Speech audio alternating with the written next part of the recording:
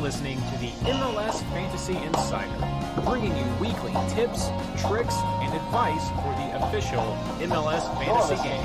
MLS Fantasy Insider, bringing you weekly tips, tricks, and advice for the official MLS Fantasy game. You may hear some stuff in the background. That was me forgetting to mute my laptop.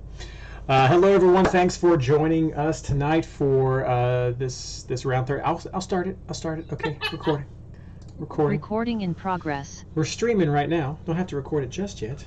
Thanks for joining us for tonight's podcast. A quick turnaround for round 13. Everything starts tomorrow, so I will be doing everything I can to get this edited and posted late night tonight for MLS Fantasy Boss. Favorite time about the start of the week. That's true. Hey, Ron, what's going on? Hey, Ryan Walker, nice to meet you. We have a couple of Ryans that joined us for the show. Just give it a couple of seconds. Our guest tonight, for those of you who are with us right now, is Ryan Anderson, who is MLS Fantasy Stats on Twitter, and he can't be with us at the beginning of the show. He'll be joining us later into the show. The goal is for him to join before the picks section, but we'll see what happens. But that's what we have planned for tonight. So do what you can and help by sharing that social media. That's always helpful for us to be able to just get the word around about the podcast and the project, the community, the fandom that we have. So I've got that out right now on Twitter, so if you can retweet that, or feel free to just copy and paste the link. If you're new to us, please feel free to like and subscribe. But we do this every week, and we also have other articles and tips and communities that go along with it. So thank you so much for everything that you guys do to support us. And let's see here. I think we are good. The recording has started, and cool. Yep. You guys ready? All right. Well, let's do this.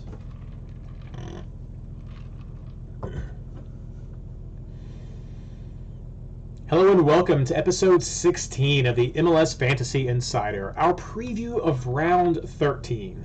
This episode is brought to you by Zeus, who has clearly chosen his team for the Hudson River Derby. Actually brought to you by the amazing Patreon community of the MLS Fantasy Insider and MLSFantasyBoss.com.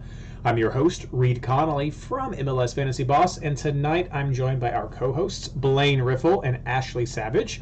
I'd also like to early introduce our planned special guest for tonight, Ryan Anderson, aka MLS Fantasy Stats on Twitter. He'll be joining us a little bit later. He had some personal issues to tend to that came up before the start of the show, so he is going to join us as soon as he is able. But there's your preview of who's going to join us. If you're not following Ryan on Twitter, go and do that at MLS Fantasy Stats. He has some great information that pops up. He focuses on clean sheet chances. So if that's an area you struggle in, as I have this year, then perhaps you should pay more attention to Ryan and his stuff. So it's really good. How are you all doing tonight? I'm good. I'm great. Excellent. Quick turnaround. I'll go ahead and get that out at the beginning of the show. We'll mention it several times, but I want to mention it right now. Games start Tuesday, which is tomorrow if you're listening to our live broadcast on YouTube, and it's today if you have downloaded this episode for the podcast. Perhaps maybe even tomorrow. I'm going to try to get this out as soon as I can, so you may be listening this to Monday evening. But games start on Tuesday, so you need to have your team set. It is a massive double game week, so it's going to be very important to make sure you have all of your pieces lined up and ready to go, and that's going to be our focus of the show tonight. So we'll try to get through some of the early stuff as quick as we can to just be able to focus on what I know you all are definitely super interested in. So let's start out just quick team recaps from round 12, which was kind of crazy with this Red Bulls delay and everything that caused. So Blayne, how'd you do? 86 points. Not the most thrilled by that. That was enough to kind of maintain pace. I moved up a little bit in the qualifier, but it wasn't enough to get top 50. I really got hurt by the Red Bulls issue. I was going heavy there, and I was out with some friends. We were doing a homebrew thing and just couldn't get to the lineup. Didn't realize there was going to be a massive weather delay that ended up canceling the game, which really hurt. Thankfully, MLS unlocked the players so we could make changes at the last minute to that final game. Didn't help me too much. None of the guys I went for really did anything. I did grab Debasi because I had 4 openings and I needed 3 guys. And so Debasi hit me 9, but I got 8 points from the other 3 Sounders I grabbed. So overall, I love my overall rank right now. I'm top 150 in the game, but at Champions League, I didn't qualify again. So here we've got to start over and try this again. Ashley, what about you? Yeah, I got an 83. I got burned kind of bad with some of my defenders that I chose willingly, that just didn't hit for me. And then Reid's bad juju on Barrios got him walking too. I mean, there we go. I really liked that Colorado San Jose game, and it just did not pan out. I also got in kind of a tricky spot with my Red Bull players, and I was glad that they unlocked it, but also only having 1 game to switch to just kind of hurt me a little bit. But 83, I'm not too mad at. I was 113 for Champions League, so definitely missed out for round 2. But I also moved up a little bit. I'm still not quite where I would like to be, but hopefully the second half of the season will be a little better. Yeah, so for myself, I got 85 points, which was fine. I won a couple of my head-to-heads. Lost the host invitational though, so that was always just a heartburn for myself there. But 85 points, okay. I saw a lot of people getting 90s. If you're in chat with us right now, go ahead and tell me how you all did with your scores. I'd love to see. I saw some people talking about on Twitter how they made Champions League and that thanking us for the help that we give. If you made Champions League and you listen to the podcast, I'm so excited if you feel that we helped you all. I love to see that kind of feedback on Twitter. Like I said, I got 85. I mean, my switches didn't really come through as much as I had hoped. I mean, I got 7 off the bench with Jones. I got 6 off the bench with Mihailovic, which was fine. My keeperoo really got messed up by the New York games. I think for a lot of people did. Abubakar didn't quite hit for me with Colorado. I ended up leaving Paolo in for Seattle. He was going to be some sort of little switch guy that I had, but again, the Red Bulls changes impacted that. And then Pozuelo didn't quite come in for me. Big props though to Ashley and a little bit of Blayne. He talks some too. When we had sort of our pre-game chat with our final tweaks and ended up bringing in Bo, especially after I saw that Atlanta lineup, I was like, yeah, I want me some of that. And Ashley and I were talking a lot about that as well. So I got the 7 points from Bo there and decided to bring in Mukhtar at the very end when I saw him playing up top again with Sapong, and 19 points. If this is exactly what we were talking about last week, if you were really close and you were looking for a differential, if you captained Mukhtar, message in chat right now, send me something on Twitter, whatever. I just want to know, because that was a gutsy move. Definitely not high on the radar of a captain, but a differential for sure. That if you had Mukhtar as your captain, he definitely maybe got you into Champions League with 19 points. That would have been awesome. But in general, it was okay. I think you were really looking for something in the 90s to climb, but 80s could have gotten you there as well, depending on how everybody else got impacted by Red Bulls. For Ryan, he did share his score. He also got 85. He is week rank 339. For me, my week rank was 293, and then he also said he squeaked into the Fantasy Champions League by 1 point. And he is overall rank 44. And so you can be high up there. This shows you. I love this element of the game, and because it's sort of like this little mini head-to-head in some ways. But I mean, Ryan, who is a top 50 player overall, just barely made it into the Champions League in the second round. So it's tough. It's fun and it's tough, and it's definitely a nice element to the game. That last week was the final round of the second qualifier for the Champions League. The next qualifier, 3 of 4, the third qualifier is going to be rounds 13 through 17. So that's the next little chunk that we're working with right here, and we'll see what happens. This is what you're shooting for. You've got 2 weeks under your belt now. If you're like me, you had a nice little value building round, and then round 2 was definitely a bit more maybe frustrating for some people than we had hoped. But this is it, round 3. Time to shine, everybody. Let's go through there, push it, and make it into the Champions League. Talked a little bit about round 12 already, but let's talk about some of the general fantasy surprises or takeaways that we have. Ashley. Yeah, I mean, this shouldn't be a surprise, but the teams with more call-ups and injuries definitely struggled this week. Seattle, yikes. Galaxy, yikes. NYCFC not looking their best. DC got hit with more injuries somehow. And then, Atlanta, we talked about this last week. Lots of people hurt or gone. So I think that those call-ups and injuries are going to definitely play a factor in a double game week. And then I kind of pose this as a question to you guys. Do we think New England's hitting a slump? They're changing their midfield a little. They're slowing down a lot. I would have expected a lot more from them at Atlanta this week than I saw in fantasy and in general. So I'm starting to wonder if they might be hitting a similar slump that it seems like Seattle might be hitting. But I'm not quite ready to leave some of those guys behind yet. And then, of course, we love to see it. We love to hear it. Vela making a great return. 12 points isn't anything to like jaw drop over, but he looked great. He scored, missed PK. Who cares? Finally, a really good game out of him, which makes me giddy. Yeah, Blayne, what do you think about that? Yeah, I don't think New England's really hitting the slump. I think this is the wrong week to ask to. That was their first win in 4 games in their last 4. Yeah. But they played some good teams in there. I know one of those was Columbus. Another one was Toronto, and they came out firing with both Paz and Soteldo out there. And it was a high-scoring game. I think they're just missing guys. Turner's not back there in goal. Yep. Buchanan's gone. Buchanan's been one of their hot young players. So he may be gone permanently here after Gold Cup too.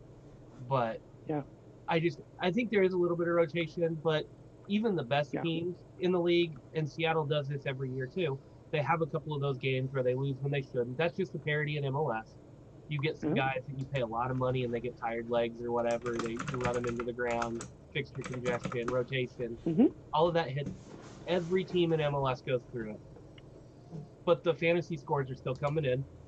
I don't think this is time to bail and wait for them to bounce back. Heel has not been on the dream team for 3 weeks, but he's put up. He's on the bench. He's on the bench on some, Yeah. He's gotten some respectable scores. He's had a couple of duds. Every premium player does that. Even when Valeri was an all-time captain, he still put up a couple of 4s, 5s, and a 3 every once in a while. Vela's the same way. We had ACV, but even then, he'd still drop a 3 on you every once in a while. I mean, it happens. You live with the good times and you live with the bad times. You go with it. So I don't think it's a slump. I'm still high on him. But man, Mukhtar is challenging for that captain's armband right now. The last 2 games, he has gone off for 4 goals and an assist, and he's been a paired striker with CJ Sapong up top. And I said it last week, and I hope you listened to me. If Cadiz is in there, you want to think about going with Leal. If Cadiz is not in there, you want to stick with Mukhtar. And as long as it's Mukhtar and CJ up top, I think you're going to have to stick with him. For those that missed it, go look at the highlights. Starting in, I think, about the 11th minute, Mukhtar got his first one, and by the 17th minute, he had a hat trick. Like, he scored 3 in 6 minutes. That's unreal. But more concerning to me, fantasy-wise, are San Jose and Vancouver. These are 2 teams we've been betting against a little bit, and they showed up in a big way this week. San Jose getting a point in Colorado, and Vancouver at home, they should do a little bit more, but beating the Galaxy is not a bad thing. I think Galaxy's defense is really that bad. I've been kind of picking against them a lot. I think this is a team that you really need to pay attention to, and you've got to pick against the Galaxy defense, especially with the absences they have now. They are not holding the ball as well. Teams are getting more offensive pressure against them, and it's a great team to bet against pretty much every week. If you've got a good offense going against them, I've been doing that all season to a little bit. Right now, it's go gung-ho against them. On the other end, though, FC Cincinnati, wow. Like, Right? Look at the scoring. Like, it has less to do about the end result and everything to do with the 4 goals. I know Reid will talk about it, but I rated the Montreal defense really high. I've liked the way they've played. I think Montreal's defense has done well throughout the season. I play draft heavily. Montreal defenders have gone up in value. People are holding on to them. They've burned me a couple of times this season. Montreal's got a pretty solid defense, and Cincinnati just dropped 4 on them, and that's insane. I'm looking at that Cincy offense more and more every week, and I know it's a tough beat to take, but that was such a revelation for offensive fantasy points right there. Yep. And then Orlando's better with Gallese. I talked about it a little bit. The defense instantly turns back around and becomes one of those defenses you can start picking guys on instead of bailing from. I ended up bailing on my Toronto players when I saw that Gallese was back and starting. I wasn't sure what that was gonna happen. I switched over to Nani, who I think beat out Soteldo by a single point. So Yeah. I went the other way. It paid off. Soteldo still got a respectable 7 on that game, but it wasn't the same Toronto offense that just dropped 3 on New England. Orlando, if it was that same one without Gallese, I bet that would have been a 4 or 5 goal game. But Gallese really solidifies everything back there. We had a question in chat, Blayne. They wanted you to explain a little bit more about why Lille with Cadiz. I think it's style and then results. You look at how hot Lille was to start the season, and that a lot of that came with him playing off of Cadiz. I think it's more just what we've seen so far, and we saw most of Lille's points come in that type of situation with the single striker up top. He had a little bit more room to work. Mukhtar was more bottled up in the middle. It's the way those guys play. I think if you're playing Lille, Cadiz, and Mukhtar at the same time, you want Lille. If you're playing CJ, Lille, and Mukhtar at the same time, you want Mukhtar. It's the way those go. It's one of the big tells I think we've had from that team on who to pick and when. And we'll keep watching it as it goes and see what the rotation does. I'm not sure Cadiz is going to break back into the starting lineup at this point. CJ is doing everything they want him to do, so it may be a He's a DP though, right? Cadiz? I could be wrong, and someone will correct me, but it's going to take a while. He was going. I give him a couple more games. He's got to break back in. I don't know if you're dropping 4 and 5 on people. Yeah. Sure, I agree. Yeah. And you got a pairing that's working this well. I know. I think he is. He might be one of those young DPs. Mm-hmm. Yeah, there's Tyler in chat saying Cadiz is a DP. So yeah, I expect you to. But can't bench a DP. They just signed another DP attacking player, another DP striker, and Akiloba. So who knows what's going to happen with that? Sure. So take what I'm saying now with a grain of salt because it's going to change. Yeah. But I just Lille and Cadiz seem to have this natural chemistry and work off of each other, and Lille finds space in that formation. He does it when the other guys are out there. Yeah, and I'll follow that up to say that when you look at not just who someone's playing with, but where they're at positionally, make sure to double check what that formation looks like, because sometimes the app will say it different. I have no idea, and I'll never understand why every team doesn't put their graphics out and for lineup in a way that shows you but whatever. But to double check it, because we talk about this a lot, like if he's at a 10, you have to have him. If he's out on the wing, blah, blah, blah. So to double check that formation, I think makes a big difference when we're talking about stuff like this.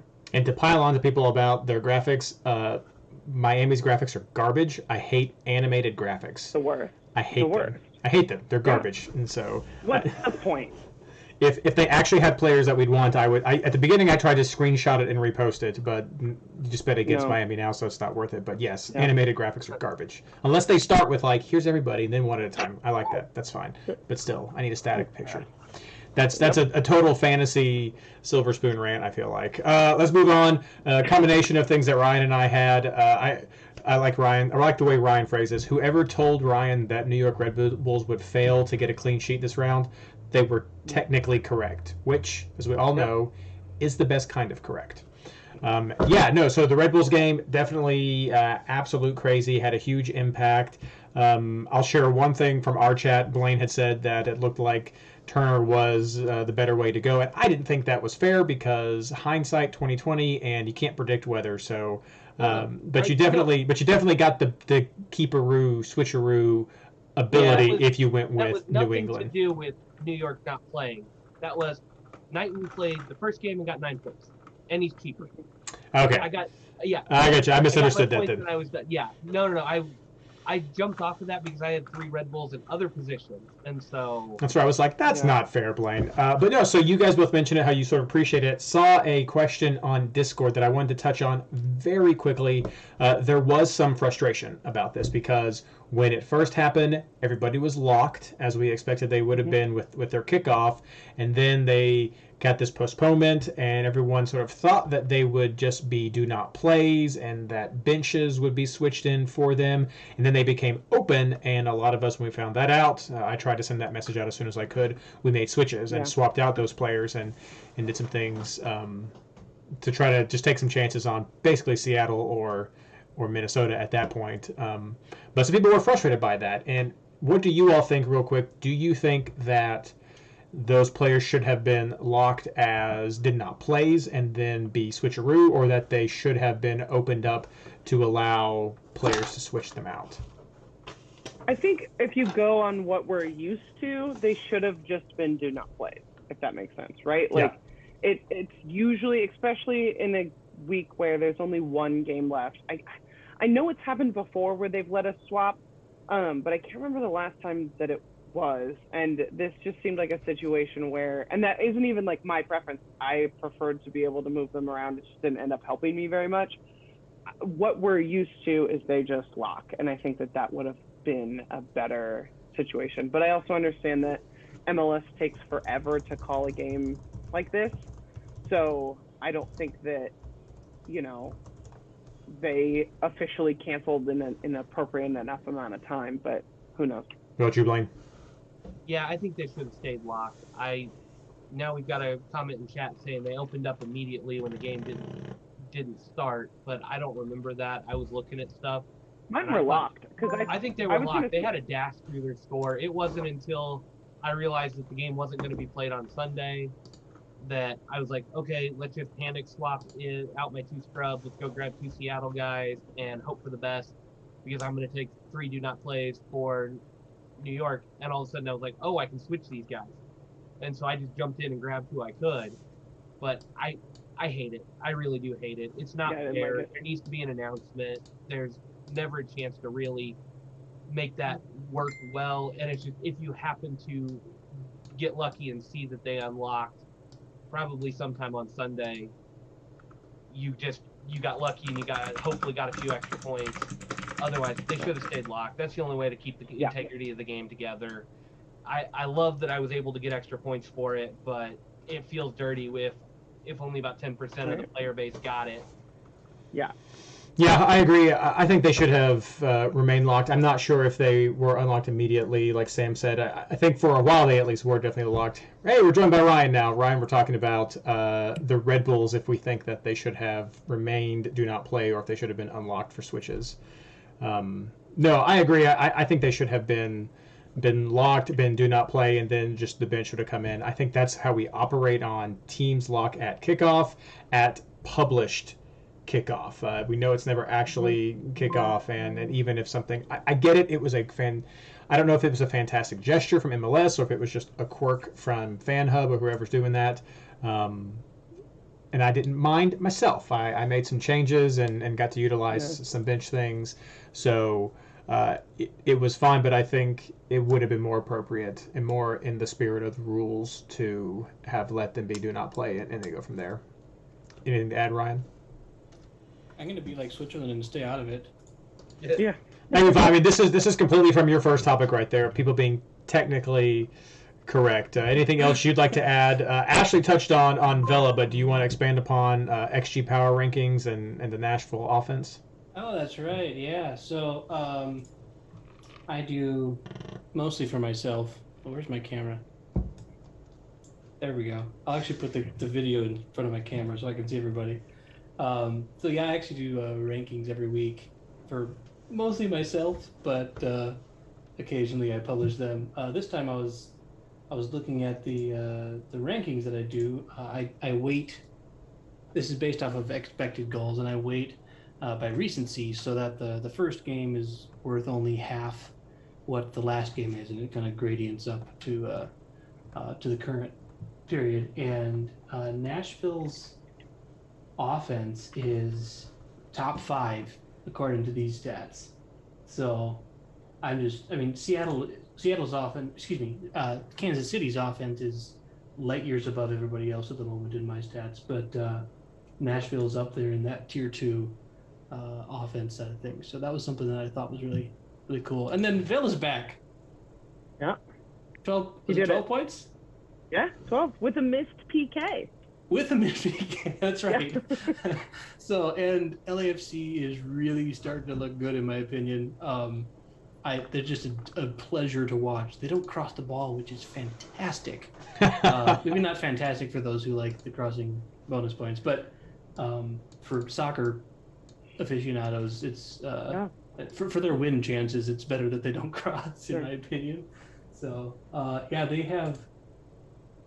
Actually, LAFC right now has the best defense, though, by XG, the weighted recency stuff. So their offense is top 5, and their defense is the best in the league. And I'm like, okay, dude, they're back.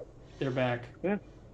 I banked on that last week when I had to swap around some keepers to hopefully try to get some points, and they did not come through for me, but that's fine. I did also have Vela, so. The only thing I'll add before we move on is I'll expand upon what Blayne was saying. Yeah, FC Cincinnati, a huge facepalm right there, but all of that is 100% in the defensive unit. Vermeer is not. I mean, to compare him to Teton, I mean they're both right there, like in the gutter. I don't know. I don't care for much. But we also were missing Cameron as well, and Hagelin came in, and I've never been a huge Hagelin fan. I didn't like that acquisition. He's from Cincinnati, so I understand the ties, but he seemed to have been on the outs and just in the slump at Toronto, and so I don't think there's ever been really a recovery from there. So that's what it all was. It was just atrocious defense. It was fantastic to see Brenner go off, get the first brace in the club history, and actually score since the beginning of the season, which he was brought in to score. I know we mentioned a week or two ago how Skylar was going to rank him really high, and I was like, I don't know. So it's nice to actually see some goals from there, and just some of that offensive production, which seems possible when all those pieces are clicking. But yeah, the defense is definitely in a bad spot right now for Cincinnati. But I believe the article I saw, or at least a blurb I saw from Matt Doyle, said that Cincinnati are actually favored coming up against Atlanta. So could be some more chat about them coming up. We shall see. But let's see here. That's what we have right now. Let's move on to our housekeeping section.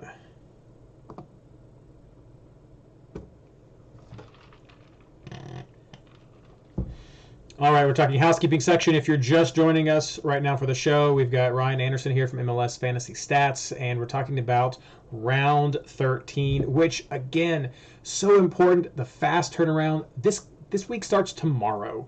It starts Tuesday, July 20th with Vancouver versus Houston. It's a crazy turnaround. You want to be sure you have everything in order. But before we get to some of the details of this, I want to highlight our league champions, or not champions yet, our league leaders right now, maybe champions.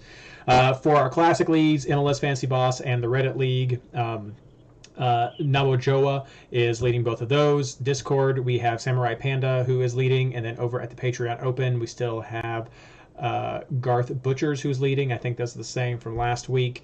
And then down in our head-to-heads, Garth is leading both the Discord and the Patreon head-to-heads right there. In Discord, he's got a score of 11-0-1. 3 people have that same score, but Garth is winning on points. And then in Patreon, again, a 3-way tie at 10-0-2, but Garth is winning on points again. And then over in the MLS Fantasy Insider Invitational, the Hosts Invitational, it is Vamos Charlotte FC, our good friend Mito, who beat me this week 10-0-2. So that was he is a solid win right there. I think Skylar is second, and I don't have my tab open up after that. I know Sherry's pretty high up there as well. But congrats to everyone who's winning in those leagues. And if you all don't know, who are listening, if you're new, those are prize leagues. We hand out MLS gift cards to the MLS store. So these people are in the running. Not just these people, top 3 in a lot of these leagues. Not everything. But in most of these leagues, top 3 will get prizes. So it's fun times. Yeah. Anyway, back to round 13. Yes, Tuesday, July 20th. It is a massive double game week. Almost every team is on a double game week. It is easier, friends, for me to tell you who is not playing a double game instead of than who is playing a double game. Your only single game week teams for round 13 are Austin and Minnesota. And nobody is on a bye. So everyone's playing. Everybody else is playing 2 games. Austin and Minnesota are your 2 single game week teams. So if you're looking for switcheroos, those are the teams you're going to want to utilize. For the rest of the team, the double home game teams that we have are Chicago, Miami, New York City FC, and Real Salt Lake. And our double away game teams are Houston, LA Galaxy, Montreal, New York Red Bulls, and Philadelphia. If you're new to the show, that's just the quick nomenclature we have. The teams who are playing twice at home, the teams who are playing twice on the road, which home field advantage is real in MLS, and that can be a factor in who you may want to pick. As I mentioned, the switcheroos, Minnesota is probably your best option for your switcheroo candidates, depending on how you have the rest of your team set up. And the only reason I say that is, one, they're the latest team playing of the 2 single game week teams. But if you have a Minnesota player, that will technically give you, they play at Saturday at 8, that will technically allow you to see the result of both Atlanta and Columbus games before you want to decide if you want to utilize a switcheroo or something with your field, changing up a bye player to, or not a bye player, changing up one of your Minnesota players for forcing an auto-roo or anything like there. But if you don't have Atlanta players, which you probably won't, or don't have Columbus players, maybe there's some options there, then that may not be what you want to look for. But either way, Austin and Minnesota players can help you utilize any switcheroos that you want to have or keeperoos. With that, Blayne, let's head over to you for the call-ups. We have the Gold Cup in full swing right now. Any other injuries or cards that you want to point out? Kappelhoff got a red card for Chicago, which hurts their defense. I didn't hear any other red cards. I was a little busy this week, so I didn't see it. Arriaga got a yellow card accumulation for Seattle, which, based on current fitness, means they're out of center back. So take that as you will. Okay. The only crazy one I have, the only crazy one I have to announce is it just came across the Sporting Wire that Vermes and 2 players are in the health and safety protocols, and so we could be down coach and 2 players for that game. And on top of that, I'm hearing Felipe Hernandez is out on personal issues that the team is not talking about. I think it's his announcement to make, and they're just waiting on him. But so they could be down 3 players on top of Polito and Busio for the first part or the whole game week. So make of that what you will. Heinz Ike is out for DC. He got hurt, and I retweeted that out from me earlier. That sounds like that's going to be a pretty gnarly one. So I don't anticipate he'll feature this week either. Now, health and safety, this is a COVID? Yeah. Right? Yeah, I'm pretty sure it is. Vermes is on record saying that everybody in the technical staff and players are vaccinated. So who knows what that is? They're just saying health and safety. don't know exactly what they're referring to, but that's probably it. Okay, that's my guess, but it's not specific, so just want to double check and see about that. So okay, good. Ryan, anything you've heard you want to add in there? No. That's fair. That's fair. If you want to get tonight, if you want to get the full list, you can head over to Discord, the MLS Fantasy Boss Discord. You can get an easy invite and access to that by heading over to mlsfantasyboss.com/discord, and there's the link to join. And you can go up to the pin section, top right corner, a little thumb pin icon, and you can click on that, and you can see some of the pin posts, which include the massive. What's the official name of this document, Blayne? The mega reference? The mega reference. That's what it is. The mega reference. We need some sort of like sound effect right here. Mega. Exactly. The mega reference, which has set piece takers, and it has call ups, and it has injuries, and so it's lots of stuff right there. So go ahead and check that out at the Fantasy Boss Discord. Let's see. I don't see any other don't see any other information coming from chat, so we're going to move on now to our third segment, our player picks.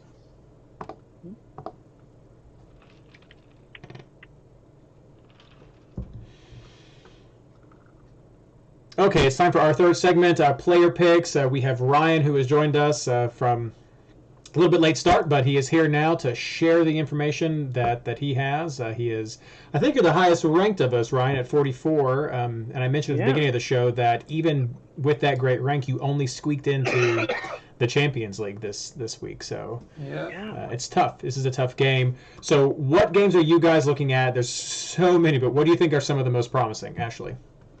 Yeah, I tried not to piggyback on some ones that you guys had already put in the document by the time I got to it, but I like LAFC against Vancouver. I know Blayne referenced briefly in the recap that Vancouver and that San Jose defense might not be as bad as we think, but I'm still really here for that game. I'm also here for the Nashville-Cincinnati game.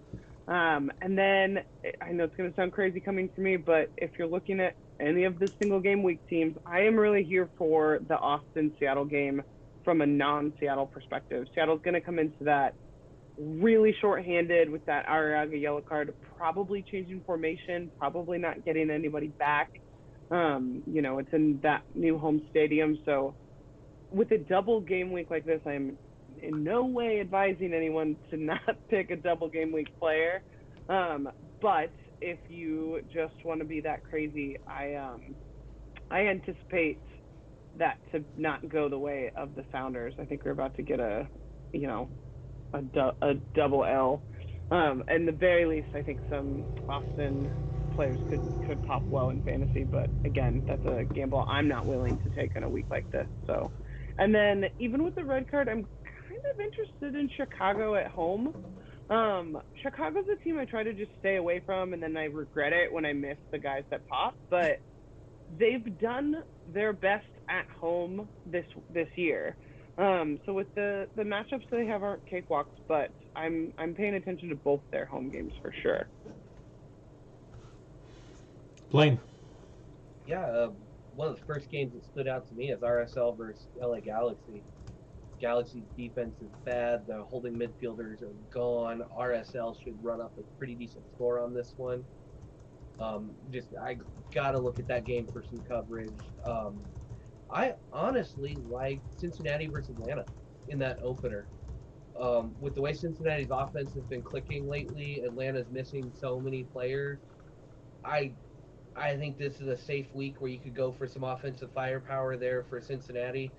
Second game isn't quite as enticing playing at Nashville. That's not a game they usually do well in, but I'll take them on that front leg against reeling Atlanta with or without Joseph coming back. I mean, you're not always looking at defenders here for that one, especially if Joseph's back.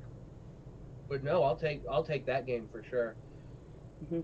I've also got LAFC versus Vancouver in there, and then I've got Chicago versus DC. I think you got an interesting time of it both ways.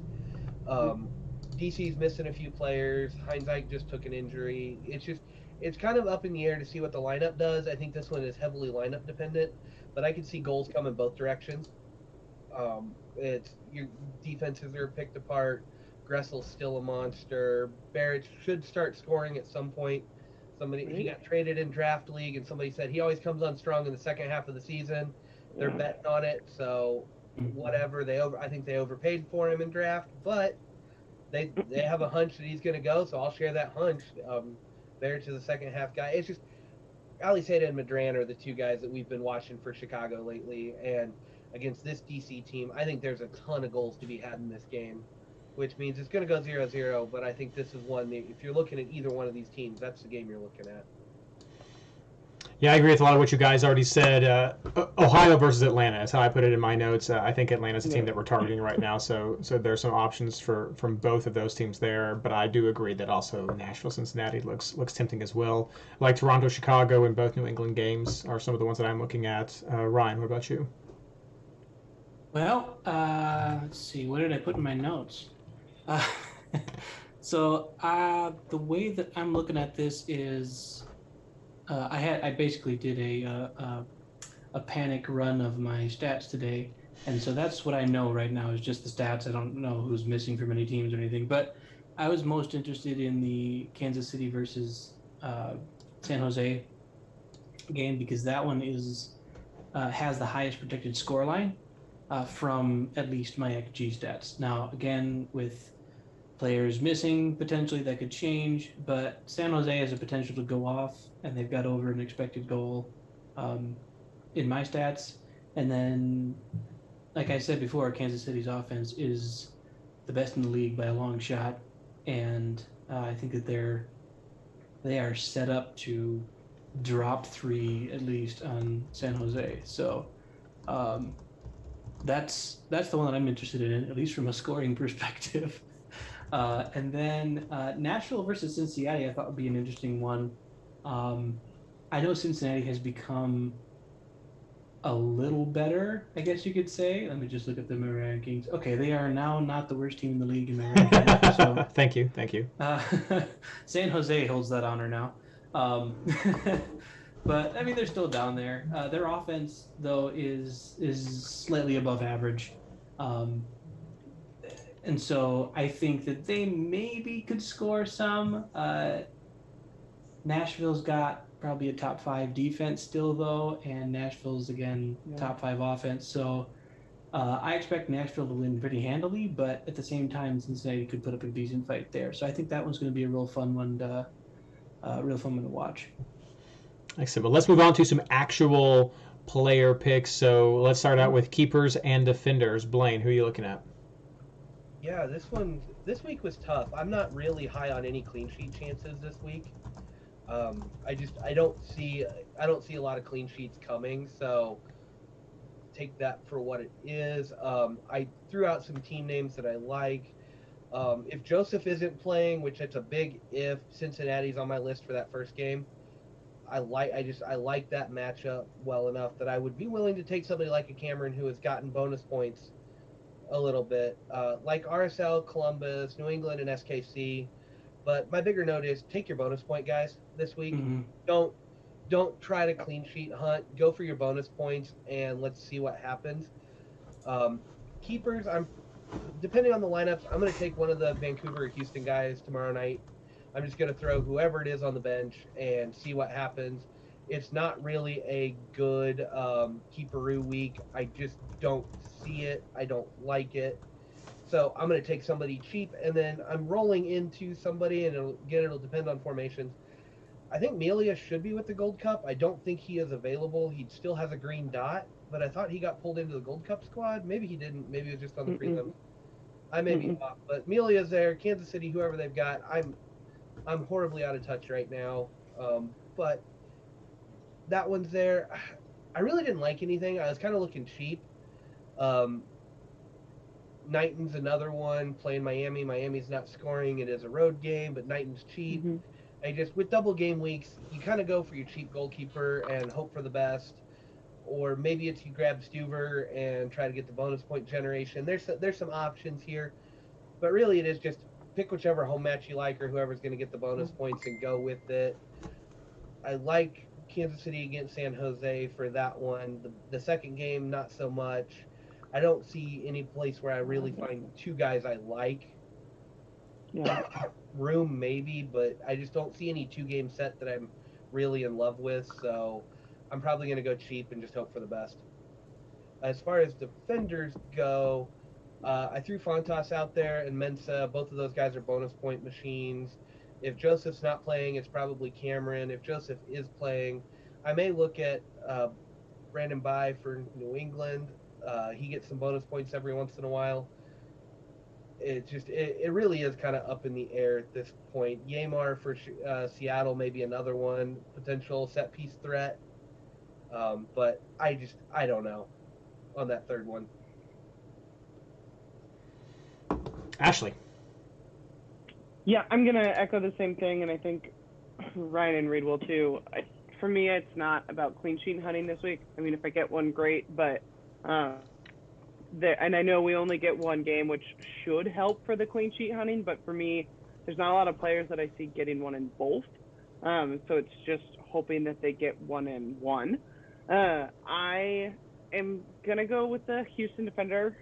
I will just continue to think that Vancouver is ultimate garbage for life. I know they beat the Galaxy, but I'm always willing to bet against that offense, especially with Cavallini gone.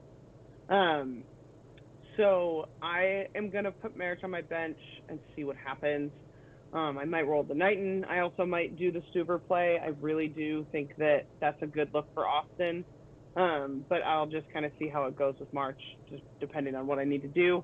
I like Moon Juan still. I hopped on that early because I just needed to throw someone on my bench, and it's worked out every week that I've had him. He's really getting up there with the attack. It's really good on the right side of LAFC, and they're finally clicking. So he's someone that I definitely want to start this week. I'm looking at Callens from NYCFC. I know someone immediately is going to write, what about Tinnerholm? Also, Tinnerholm, great for you. I've liked how Callens has looked recently, which is why I'm more inclined to go with him. I like Fontes from SKC as well. I could see them getting a shutout in either of those games. I know you might not want to travel to Seattle, but it's a different looking Seattle this weekend. And then I'm also considering Brandon Bye. I think I saw something that said Jones might not be. Did we talk about this in chat? We talked about this, didn't we? I missed it. I think Jones took an injury in the game. Yeah. So we're not sure if he'll go both, but Brandon Bye usually does. So if you're gonna go for New England, which I am considering, he's someone that I might throw on my team as well. All right, Ryan, who do you want to add? Well, I've started to do things a little bit differently. I'm getting to the point where I've got a few stats models mildly up and running this year, and so some of these names might be a little bit different than your guys's, but I actually do think that let's put it this way: clean sheet hunting is not the way that I would call it. I hear that chuckle. I do prefer to stick to the top, at least in this perspective, 50% or so of defenses that are available. But like you said, there's not as many that have two really good chances of getting a clean sheet. Sometimes, so I just published out on my Twitter account that it's at MLS Fantasy Stats. I just published the clean sheet chances, and so the chances of one team getting at least one clean sheet, the highest that we have is LAFC in New York City, at like 65%. And other double game weeks, I've seen as high as like 75% or something like that. So this is certainly not like the best double game week for clean sheets. Yeah. But here's the thing: you can easily take a player that will get like a 65% chance of getting 5 points is pretty darn good. Sure. And so compare that to if you were just to go for a single game week like Minnesota or something like that. That's only a 34% chance. That's what a difference in like 2 expected points or something like that. So if you think that a Minnesota defender is going to get 2 more two more bonus points than another player, then go for them. But otherwise, you probably should go for something that's pretty high on the clean sheet side of things. So it's a caveat. Like, I'm not clean sheet hunting, but I'm still shading my picks towards those ones. Sure. So anyways, long story on that one. I'm going to try to do, this is a kind of a preview of my switcheroo. I'm going to try to stick to a New York City keeper, see how they do, and then switch over to Romero from LAFC. Because I think LAFC's got a really good defense and they've got the best chances of actually getting something this week. So that's the goalkeepers. And then on the back line, I've got Sekulic from Chicago. Again, Kappelhoff being out makes me a little bit more down on them. But even if you take out their clean sheet chances, like they've got okay clean sheet chances this week. And Sekulic is just a point monster. So, and he's on the wing as well. So he has a lot better attacking chances. And DC is not a fun trip for them, or not a fun team for them to host. But Toronto might be a little bit more flexible on the defensive side. I got Levitz, another bonus point machine, attacking potential. I'm also got Brooks Lennon. Atlanta actually has pretty decent clean chances. Clean chances this week, and he's everywhere for Atlanta. Yeah. So set pieces as well, I think, for them. Yeah, he's been on set pieces when he plays on that wing, and he's been playing there since they've been missing everybody. So that's where he was this week. I would expect him to stay there. So even if Atlanta doesn't do particularly well, he should get a solid. I feel like there's almost no way he gets less than 4 points, which hopefully you should get more in a double game week. But Kim Moon-Wan, looking at him, and then I forgot his first name, but Jones from New England. Yeah, I think he's been getting more points than Brandon By recently, so I'm interested in him. He's the one that picked up an injury in the last game. Oh, I should have listened to that. Yeah. I'm just not sure if he'll go double. Yeah. The thing if he has a knock. So well, at the moment I have 5 defenders, so maybe one of them will turn into a scrub. There we go. I think Farrell's actually second best defender for them right now. Yeah, he's been a big. Farrell has, let's say, 20 bonus points total on the season. All of them are defensive bonus points. So. Yeah. Brandon By just squeaked by in the second last week, so now he has 66 total points and Jones has 65. So it's a tight race over there. Mm-hmm. Yeah, they're pretty close in my stats. I expect Brandon By to get around 5 points a game and Farrell to get about 4.8, so it's pretty much a wash. Yeah, I mean, if you're looking at some of the players who generate bonus points, Jack Elliott is actually at the top. He's generated 26 bonus points this year, all of those defensive as well. Duncan is up there. He has one attacking point in there. As far as defenders who generate attacking bonus points, Brooks Lennon is the top of that list. He's had 25 bonus points this season. 20 of those have come from the offensive side. Next is Levitz, who has got 22 bonus points total of the season, with 13 of those coming on the offensive side. So those wingbacks, way to be. Yep. A couple names I'll throw out there. Again, I'm also not up high on the keeperoo. Room's probably the one you'd want to have if you're going to go with that. But Barraza for New York City is someone I'm looking at as a potential goalkeeper. And then on the defensive side, you guys have already mentioned a lot of the names, so just a couple of other ones. I also like Callens for this week. I'm a huge Tinnerholm fan, but the thing that I would add about Tinnerholm is that he seemed to be in a slump. And he's not really hitting it and getting those offensive generation like he has in the past. And so that's why Callens is standing out to me. Everything Blayne has said about Sporting Kansas City makes any Sporting Kansas City recommendation I have kind of questionable, but I was also looking at Fontas as well, but I'm just unsure. And then, I don't know, a flyer, maybe Herrera for Real Salt Lake. They've got a double home game. He tends to get some bonus points. He's pretty decent, so I don't know, just kind of a flyer out there for people just looking for some different options. I'll add one more thing on the clean sheet.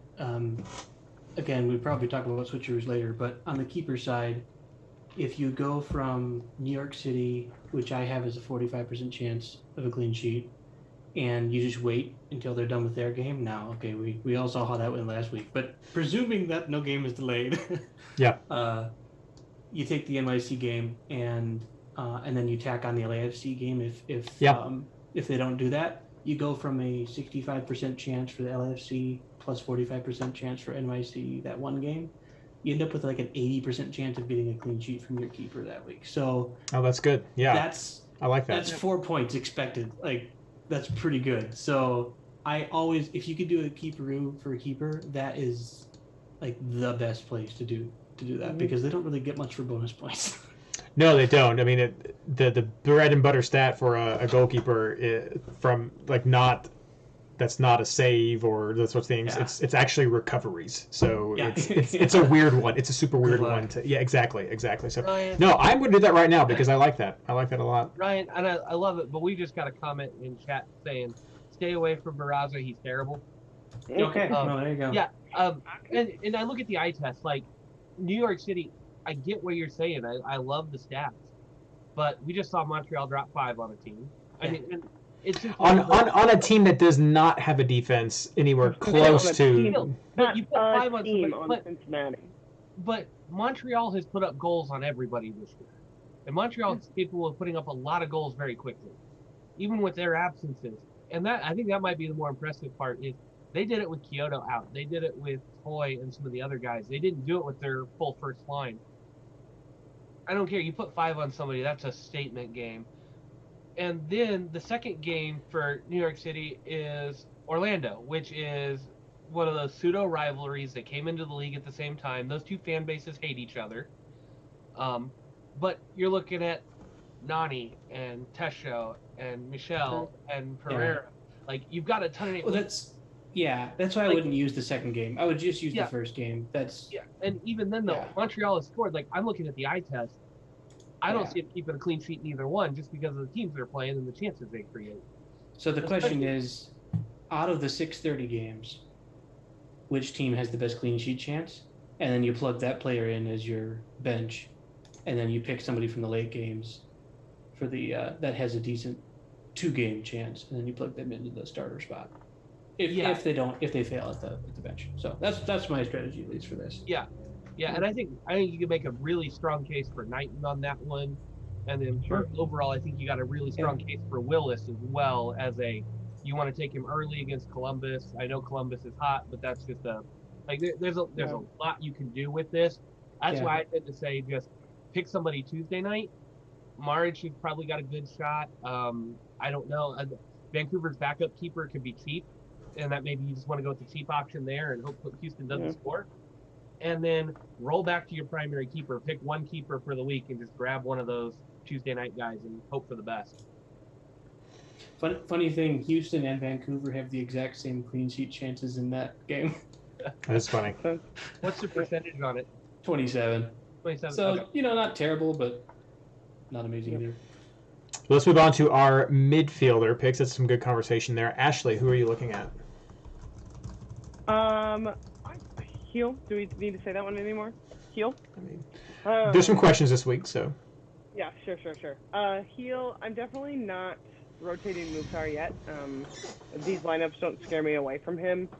I was able to watch the Toronto game, and we had some discussion, and I think I saw some on Discord too, about Paz or Soteldo, and they both looked great to me on the eye test for what translates to fantasy.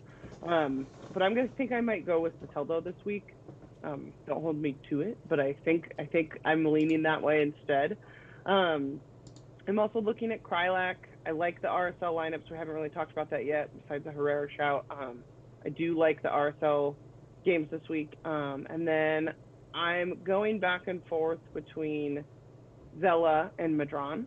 I think that Madron might do well at home for those 2 Chicago games. Like I said, I tend to just avoid Chicago and say, shoot, when I miss out on the points. But I am considering him or Zella as bench players this week.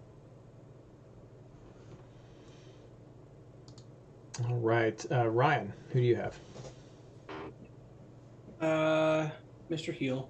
I got Mukhtar as well, and then I'm going a little bit different. I'm going Gressel. I like DC. DC is really starting to move up my rankings.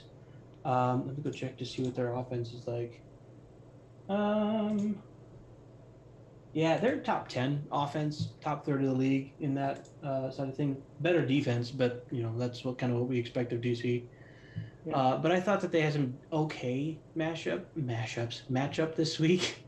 And Gressel is just super involved as usual. And so I expect some bonus points from him. I expect that maybe he gets an assist or a goal. And hopefully just get a solid 8 or more out of him there. And then I was going to say, Blayne looks concerned there for a second, but he was yawning. Okay, all right, we're good. And then I'm going, at the moment, I'm going JP, Joao Paulo from Seattle. I do not think Austin has that good of a defense from what I remember. Yeah, it's bottom third of the league on that side. And KC does have a decent defense, but with his bonus point production, it's hard to avoid him, I guess, at this point. He's just too good at that. And then Madron is going to be my last one. He's got bonus points. He's got attacking potential despite being a defensive midfielder somehow. And he's just amazing. So he's slotting in there too. Yeah, note from chat, Madron, as long as he is playing the number 10 spot. So. Yes. Sorry, I should have caveated that. That's my bad. Blayne, who do you have? Yeah, quite a few of the same. I mean, Heel and Mukhtar are your two top guys this week. I think in the current form, and until we see him drop off, we kind of got to keep him there. I threw Lucho and Zella in there as well. It's a largely matchup dependent, and I'm picking on Atlanta again. I think Lucho at home against this Atlanta defense, he's gonna get work done. Everything goes through him. This is where you can get a good solid score to start the week or start the Champions League off. I think it's a safe play. Zella's the same way. He's been in form lately. Things are working better through him. His scores are there. 2 games with the second one being Atlanta. I'll take that chance on him. I'm kind of torn on my last spot because I think there are a lot of good options this week. Krylock's probably the leading candidate for that 5th spot because it's LA Galaxy. I would fall on Soteldo's side of the Soteldo pause discussion. I think his movement is translating to a few extra bonus points a game, and his scores when they're both out there have been consistently stronger. Gressel's another one. I like DC. Gressel's involved in so much, takes set pieces. He getting forward from that wing back position. He is listed as a midfielder, but he gets just a ton of work in. And honestly, I think midfielders benefit when they play that fullback role and still get to attack. Zusi was that same way when he was playing out of position back. They're picking up defensive bonus points that midfielders like that normally don't get because they're tasked to do it. And if you're getting your normal complement of attacking bonus points and you pick up 1 or 2 defensive ones, that pushes you ahead. The other guy who's got a red dot, but I believe he played last week, is Montiero. He didn't play. He had yellow card accumulation. Oh, he had yellow card. Okay, but he's one of those guys that he's not gone. I think this week it's not the greatest matchups, but I think he's got to be in the conversation with the way the team's been playing. Is he gone? I think he's still red dotted from the yellow card accumulation. Did he go to the Olympics? Is he going to the Olympics? We'll find out. Check back with us later. We'll find out. He's on my rotation list. He's on that kind of last view. Do I want to see if I can get him in? They play early enough. Where do they play? Yeah, tweet that out and I'll just share it. Put that out on Twitter and I'll retweet it to get that out there. So we'll get that covered. Yeah, we'll find out if he's there. But he was on my short list to make it. But that last spot really is safely Gressel, Krylock, and Soteldo, and I'm leaning towards Krylock on that one. Yeah, you guys have a lot of the main ones as well. Heel, Mukhtar, Madron, I think, are some of the top 3 choices. I come down on Resnack and I come down on Pozuelo with this conversation here, and I'll tell you why that is. We have some legitimate conversation in chat right now about how much time Paz will play, and that's definitely a factor everyone will have to weigh. But when you look at it, Paz has one fewer game than Soteldo, and he has fewer minutes than Soteldo, and he's been able to generate more key passes and more big chances than Soteldo, as well as a higher points per game. Now, it was pointed out in chat that he's getting all those point generations by sending the ball to Soteldo, which is fine. So give me the guy who's going to be getting the bonus points, and the guy who's not scoring the goals when he gets the ball is just fine. So I come on to Pause for the bonus point generation that he has with this. But again, very valid. Some concerns about fitness for this double game. But I come down on Pozuelo. For Rusnak, it's almost the opposite of what I just told you. It's Kwiatek is getting the better points. He's getting more consistent goals and assists, but Rusnak is starting to take some of those set pieces again. He has more key passes, more big chances created. So he is starting to be on the uptick in that bonus point generation. And I think that's what's going to come through. I mean, his attacking bonus points are higher, but it is Kwiatek who's been getting the goals. And I mean, that raw points from goals will outpace some of those bonus points if the goals are consistent, which questions around that. How sustainable is that? So that's why I'm falling onto Rusnak as well. I love Blayne's Acosta pick with Cincinnati. I think that and he and Cameron are the two pieces that have helped the most with Cincinnati and some of their uptick to not be at the bottom, as Ryan was saying. And he would definitely be a bench play if you want to look at that. Zella is another good call. He got the goal last week. I know, again, Ashley and I had talked about this in our chat, how New York City gave Fitz to New England. And so I had a concern, and I think it caused Ashley not to pick him. I had a concern of what kind of Fitz could they give Zella as well if they were able to do that against New England. He did get a goal. He got 8 points total. So but it was a set piece. But it was a set piece. Not to take away, it was beautiful, but you have to look at Zella and see how many of his goals are from set pieces. Exactly. But he is playing at the top with Zardes gone, so you'll have a couple of chances, and I think you would be right. You're banking on that second game mostly with him, with how Nashville's doing. So love the Gressel pick. Go ahead. They did slot in, Columbus did slot in, I know they just picked up Hurtado. He hasn't started yet, but they did slot in Barry as a Zardes replacement this week, which I really like Zella if he's in that false nine, so that's something to pay attention to if they put Barry or Hurtado up top instead. He'll work well off Hurtado. I know how Hurtado plays. That will facilitate the midfield a little bit. He hasn't started yet since they signed him from Montreal, so I don't know. I really like it. I like Zella behind him. Quick question before we move on. We had a question about Nani, and he was not mentioned by any of us. Does anybody have a solid Nani opinion before we go on to forwards? Way I'm pro overperforming. Nani.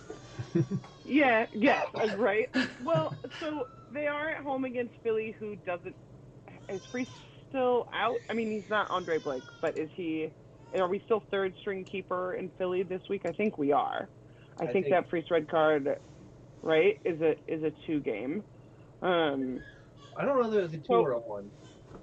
Usually those are 1s. Yeah, it should just be a single game. Broncos? Okay. Still, that's a good point, whoever asked that. They're at home. Philly's not been keeping the shutouts that they have been. And then they go to NYCFC, which, like you said, Blayne, is a pretty decent rivalry. So, I mean, I think he's a decent shout. He's just not someone that makes my list this week. I mean, I couldn't see him walking away from either of those games with just minutes played, but he's also been getting rotated this season a little bit for reasons that aren't super clear to us, at least. So I worry a little bit about him for rotation, and then there's just matchups that I like better than those 2 matches. But I think if you have Nani in your team, that's a great shout. Yeah, I'll circle this back around if that's something Reid said too, but Nani was on my radar to start the week, but I looked at those matchups. I like Philly's defense too much. I don't think that's a good enough shout. Yeah. And then going to New York City, is that rotation here? What's it going to do in that small stadium? You can get closed down. those games are known to get a little rough. You get on that smaller field, and it gets a little rough. Nani gets clipped a couple of times. He may come out. Somebody in chat just said, Cameron just said, Nani's going to hit the wall. He hits every season. Like, that's not a bad way to put it. Nani just disappears from time to time in MLS. Mm-hmm. I like Nani. He's got to be on your list. But the other names I had, I think, have more potential and better matchup. I like Zella game 2 against Atlanta. I like Frylock versus LA Galaxy more than I like any of Nani's matchup. Like, if you're gonna gamble on a game, if you're gonna go with a game like that, I'm gonna take Frylock getting a goal and an assist against LA Galaxy before I take Nani. And that's to circle back to yours. I love what you said about Rusnak, and I think if we were later in the Champions League and you're in the top 50, that's when you start looking at Rusnak to get the consistent points and not lose ground, take the safety net. Early on, I'm going to take the guy who's scoring goals and assists. He's there. Same way with Soteldo. I think you want the facilitator, but I don't think we're putting the Toronto pair up high enough to where you can take Paz like you used to, like he's Ladero or Heel in their prime. He's not your 8, 9, 10 point guy. He's your 5, 6, 7 point guy. Where if Soteldo gets a couple of bonus points and an assist, he's already matched that. Well, if he gets a goal, he's exceeded that. I think you're taking the ceiling guys a little bit more with Krylock and Soteldo, especially at the start of the Champions League. Now, if we were in the last week of the round and you're trying to maintain your spot, take the safe points. Don't lose any ground. Somebody may get a couple more points on you, but your whole goal is not to fall off the path. But early on, go for the points. Yeah, in a very rudimentary version of my player points projection model, Jefferson Soteldo is really low because he doesn't get any bonus points. And he has been overperforming his expected goals and assists just like crazy as far as I think. He's only supposed to get like a quarter of a goal and assist per game versus Pozuelo actually has a higher XG and XA than Soteldo does. And so my expected points for Soteldo is like 4 points per game, whereas Pozuelo is 7 points per game. So that's a massive difference. And so I wouldn't even consider Soteldo this game because I just think he's way overperforming. Whereas Pozuelo, I didn't really consider him because sometimes I forget about players who haven't been playing a lot. But he's up there. He really is up there in my rankings as you guys mentioned him. But Nani's good, but Chris Mueller has like the same XG as he does. But Chris Mueller's not starting. That's the thing. That's the question. And Nani is getting his XG, a lot of it from penalties, I think. Because they've had several this year. We had a question about Minnesota players just now. Yeah.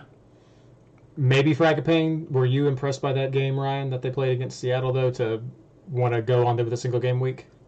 So I made a deal with someone in Draft League named Blayne. We made a swap. I actually got rid of Fragapane because I am concerned that he's way overperforming. So I do not think that he is no. I don't think he's going to be as good as Reynoso in the long run. Let's put it that way. So I think Fragapane had some really good games. He takes some corner kicks, which is good, I guess. But I don't think he's going to have the same ceiling as other people do, which, I mean, your own opinion is your own opinion, but the midfielder to take, in my opinion, is still Ray. That's the way that I'd go. I'd also, but I wouldn't take a single league midfielder in this round. I would like to say that I don't think Portland versus Minnesota is worth anybody's time on a double game week like this. If I'm wrong, Minnesota, it's fine, but definitely. I'm a big fan of valuing single game week players during double game weeks, but not in a week like this when everybody's on a double game. When it's more a handful of guys, 5 or 6 teams are playing a double. Yeah, definitely look at the singles. For something like this, it's just got double game all the way. Use your auto ruse this week. Yes. Yes. Let your auto ruse use you. Ooh. Portland and Portland's too good of a defense when they're on. I won't say they're good all the time, but when Portland's on, they're on, and this is a shutout waiting to happen. Well, Mora came out injured. Let's remember that. Yeah. In this last game, I see Tyler say DeBasi. I think that's like the most decent Minnesota shout you could have. But yeah, when Portland's on, they're on. I don't know how much of that offense they have. They did rest a lot this week, so like Valeri started on the bench and stuff. So yeah, we'll see. I mean, it's interesting to say that the Portland defense is on when they're on, when I have them as the fourth worst defense in the league. No, I meant offense. Did you mean defense, Blayne? I meant their offense. Yeah, when that defense is on, they can do a lot of damage. Yeah. But they're not on enough. But I'm not willing to take a single game week team against a defense that's known to just step up and do that. I mean, Mabiala, Tuiloma come up and draft a lot. Cascante's out there. We've got a lot of guys that we picked on for draft because we got to fill in teams. But Portland guys are getting decent returns every so often. It's just this will be the game they step up if you go heavy in on Minnesota's attack. I think they're too freaky of a team to bet against safely when you only get one game. Now, if Minnesota was playing 2 games, sure, you take it and you take your risk, but you don't gamble that on 1 game. Take 2 bites at the apple where you can. It's a good conversation. Offense is really good, in my opinion, too. So, yeah. This is a good conversation, but we need to move on to forwards now. Ryan, who do you like? Well, I am, like I said, Vale is back, so he's got to be in my team. Portland and Vancouver. I just said Portland has, in my opinion, the 4th worst defense in the league. So I'm taking LFC against them, and then Vancouver is down there as well somewhere. Yeah, they're bottom 3rd defense. So, I got to take him. I considered Rossi, but I'm thinking instead of moving to Johnny Russell. He has been really underperforming this year, and he's got to hit at some point. I mean, okay, that's the gambler's fallacy. Gambler's fallacy there, but he's just been way underperforming. He really should have more points by now, and I think San Jose and a hopefully tired Seattle are a couple good opportunities for him, depending on whether he gets enough minutes. That's the question with Russell, because he subs out for double game week sometimes. So. Yep. And then Reid Diaz. I've got Reid Diaz on my team. Austin and KC. It's just really hard to bet against Reid Diaz because he's got the highest XG in the league. So it's just got to take the goal scorers, especially in a double game week when you get 2 shots at it. I don't think he's been subbing out much either. So he can't. There's no other strikers. He can't. Okay, all right. Bill Burns 90 minutes. He subbed out 1 game at the 89th minute, so he's playing both games probably. And you just can't bet against a forward who's the best scorer in the league and is playing 90 minutes. There's just no excuse to not have him. So I will warn you, just because I care for your point value, Ryan. There's an excuse to have him. Seattle did do hardship signings and brought up a lot of kids. Gotcha. From the S2. And not a lot, 3. And typical Schmetzer tradition, that means that they're going to start the midweek game, and then he'll bring out the regular lineup for the home game. So I would definitely pay attention to that if you're going Ruiz Diaz, because for as great as he is, he can't do it alone. He's not one of those guys. He does need someone to play off of and to come and get the ball, that's the last game of the... Yeah, you're pretty much screwed then. First one. Yeah. So I would anticipate some rotation for the Austin game, and then you'd have to bank on him for at home against SKC, which I think is a better defense. So not a great matchup. Pay attention to it. If you look at the lineup for Seattle and you see 4 names you don't know, pull him. Yeah, actually, we expect you to be camping at the airport to see who gets on the plane. Okay. I think they're not even coming home, so I'll just watch Twitter. All right, Blayne, who do you have? Well, that changes a little bit of mine, but I had Vela, Bo, and Ruiz Diaz this week. If I can stick with Ruiz Diaz to that point, and I see that they do that, throw caution to the wind, play the kids, I may go over to Dominguez for Austin. I think that is, if they're going to rotate that heavily, if they're at Arriaga, given the way that plays, I think Dominguez will find space behind. It's going to be Rowe, I think, at right back. I think that's who's starting over there with Alex Roldan gone. No. Like, unless, so I could see Dominguez being your fallback there, and I wouldn't shy away from that this week for a one-off, but I would make that the bench play. But Rui Diaz was a bench play for me anyway this week. Yeah. I get it. I get what's going on. There is some rotation. I like it. But I'm probably running both Bo and Rui Diaz on the bench. I just don't know that I trust these forwards more than I trust my midfielders. Yeah. That's my thing. For sure. It's on a double game week. I'll take the floor for the midfielders, and I'll start 4 midfielders and one forward. Yeah. And let the bench auto decide who's going where. But I really like Bo. I think he's got one of the best ceilings for a forward this week, and then Rui Diaz is the other guy. Yeah. Ashley.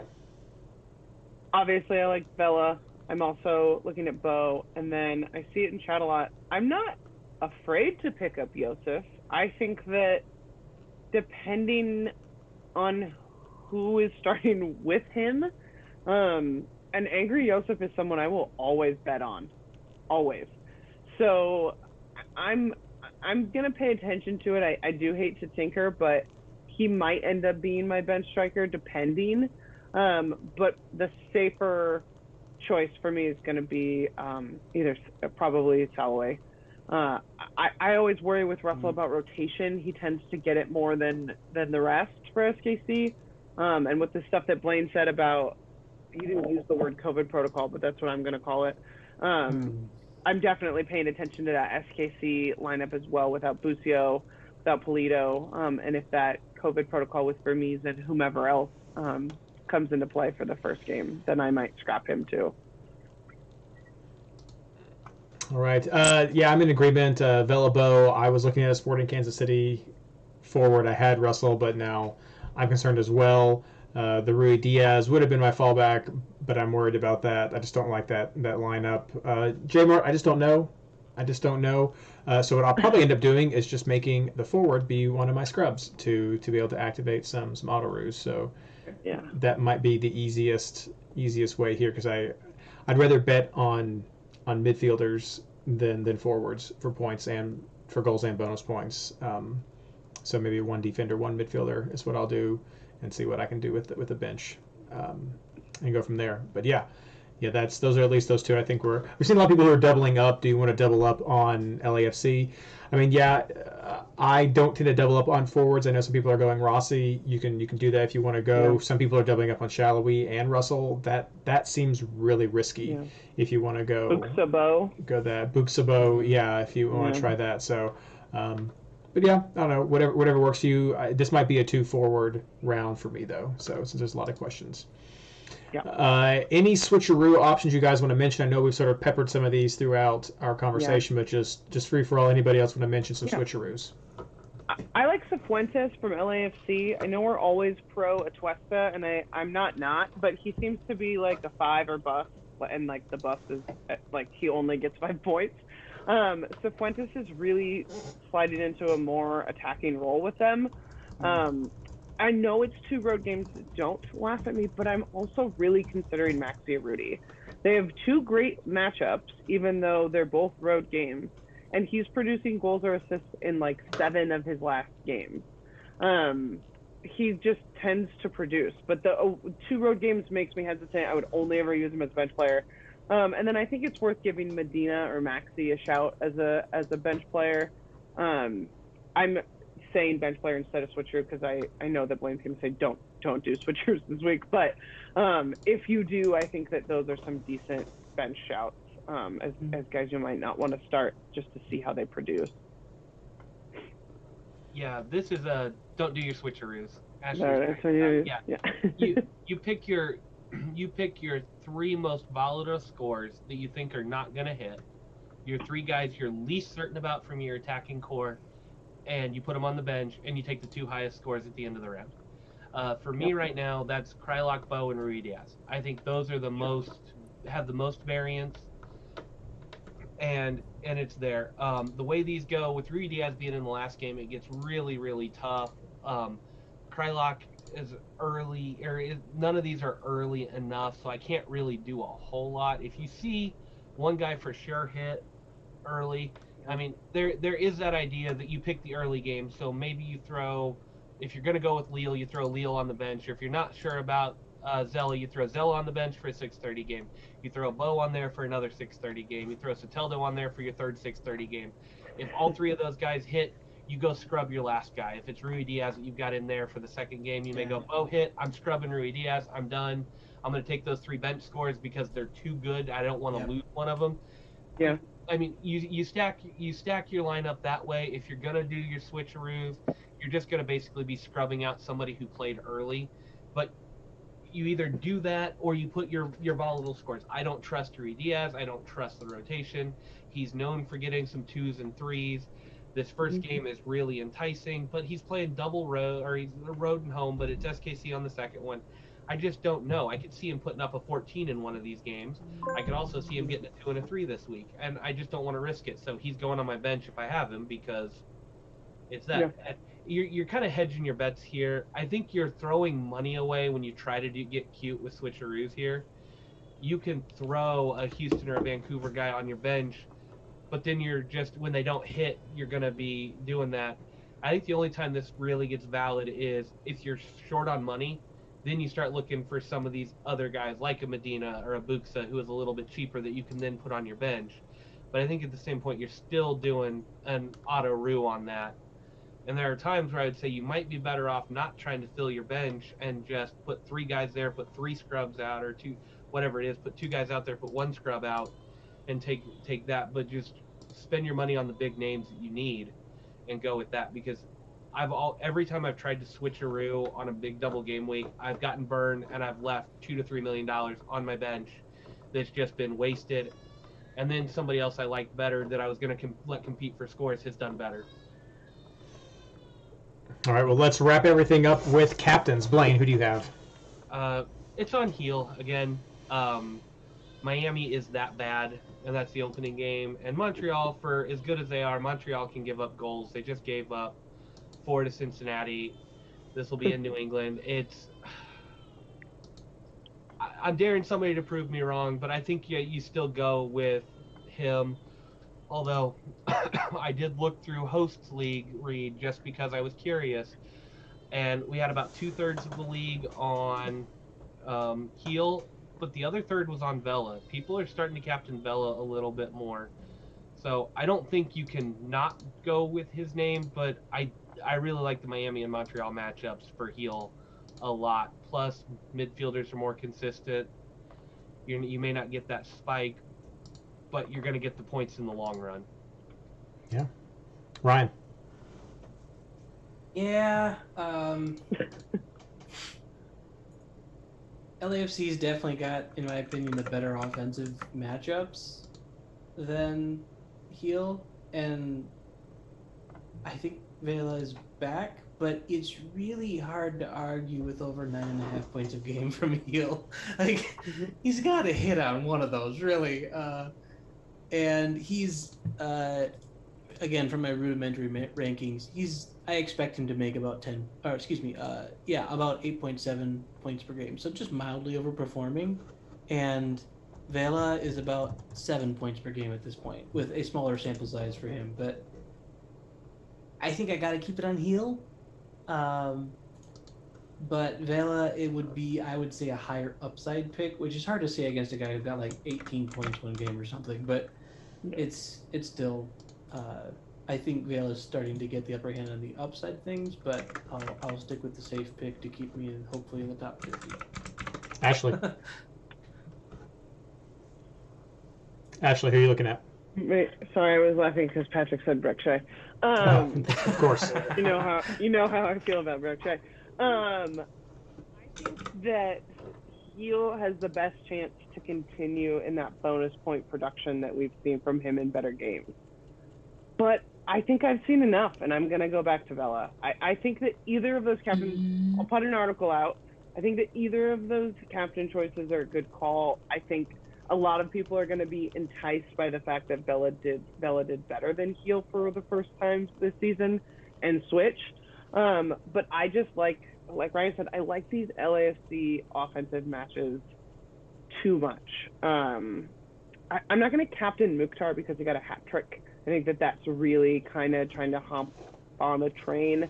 I could understand why someone might, but I think that ship might have sailed. How many times has someone gotten a hat trick and then gotten a hat trick the next week? Someone have the stats for me?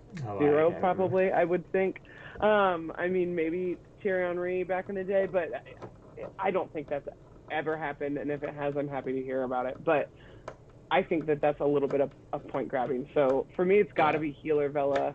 But I think I'm going back to Carlitos. For me, I have it on heel right now, but I totally get the Vela. I'll think about that, but I do have it on heel mostly because I do like those double lineups, the Miami and then the Montreal. So I do like it. So I have it on heel. But yeah, definitely, this will be a good article this week. Easted won't be one of the options this week. Yeah, Ashley, You don't know that. That's true. That's true. You don't have to worry about back-to-back hat tricks this week. Mukhtar's not getting a hat trick against Columbus. It's the second game against Cincinnati. I mean, every other game can happen. Sure, you're right. You're right. Yeah. Has it happened 2 out of 3? Probably. Somewhere. Joseph someday, maybe? All right. Well, thank you so much, everyone, for joining us tonight. We're going to wrap everything up with our plugs. Ryan. Yeah, follow me at MLS Fantasy Stats, and I am close to getting my weekly player projections built. Ooh, so fun. We have enough data to actually start using them, and I have relatively enough time to actually work on them now. So using a new database system, and so I have to go back and redo all my work that I did before. But it's getting there, and hopefully that'll be something I can put out each week now. Won't have a website yet, but at least I can put out the top players and ask me questions about individual players if you like from there. So Maybe we can work something out for hosting. maybe. Blayne, what about you? Just the Discord community. They're always so good. And Ranch, Tyler Norman in chat hit us up with it. Yellow card, the big names anyway for this week that have yellow card warnings, which we missed, are Price for Colorado, Bradley, Jose Martinez from Philadelphia, Duncan with Red Bulls, Wilson with Colorado, and Remedi. So those are our big yellow card accumulation guys. I know Red Bull's defense has gotten a lot of play. Colorado defense has gotten some play. Jose Martinez, not so much. But Bradley is a pretty big part of that Toronto midfield. Just he kind of holds things together. And when he's not there, they tend to ship a few goals. He just kind of solidifies things. And same with Price in Colorado. Those are two guys that kind of make the engines run. So that's some big yellow card accumulation warnings. If you're banking on game 2 for any of these guys, you may want to watch out on them. And thanks, Ranch, for getting that to us tonight. Ashley. I would like to shout out DPs over coaches and all the fun drama that goes with watching those two things unfold. There we go. Exactly. And of course, myself, everything that's involved with the MLS Fantasy Boss network of projects, MLSFantasyBoss.com for the websites and articles that, like what Ashley is putting out. The Discord community, again, MLSFantasyBoss.com/Discord if you want the easy way to join our Discord community. A fantastic community filled with some of the top players for the MLS fantasy game over the past several years. You can still head over to the Reddit subreddit, but it's really moved over to Discord now. But at r/fantasymls is still around. And of course, our amazing Patreon supporters. We would not be doing this without you. Thank you all so much. It's a pleasure. And we're going to have round 3 starting. Again, get your team set soon. This starts tomorrow. It's right here above us. So this is a crazy week. So don't get caught napping. With that being said, good luck.